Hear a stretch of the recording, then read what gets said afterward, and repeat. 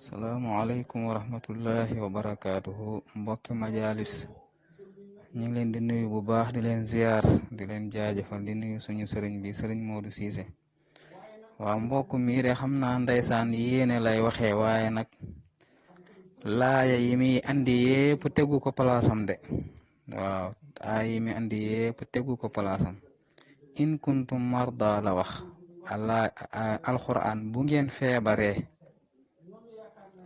boroom xam-xam yi dañoo wax ni nit ki sañu la dokkoor ci feebar bu koy waaja dal lu dul feebar bi daa ñëw ba dal ci kawam ba pare.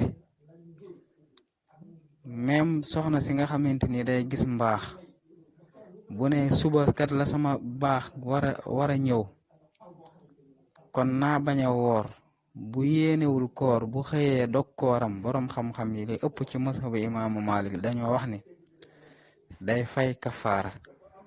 lu tax mooy sañu la xëy dafa war a yéene woor ba feebar bi dal ci kawam ba mbërëg moomee ñëw dal ci kawam mu door a sañ a dog koor ga.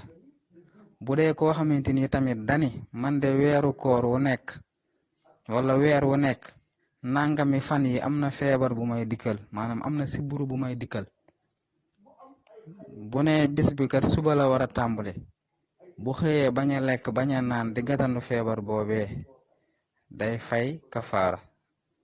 kon fii mu bëgg a dugal laaya bi moom dëkk fa moom in kuntum marda la alquran wax bu ngeen feebaree boroom xam-xam yi di du sañ a dog koor ga lu dul feebar ba dañuy rës ci kawam. kon fi mu bëgg a dugal laaya yi moom wax dëgg yàlla du palaasam. moom kay li lislaam wax mooy nañ woor rek. ku gis ni yëg nga feebar ci sa yaram dem ca kër docteur ya bu ne feebar boobu moo la dal nag alxuraan ni la kon man ngaa am nga ngàntul bañ a woor incha allah wallahu taala alam.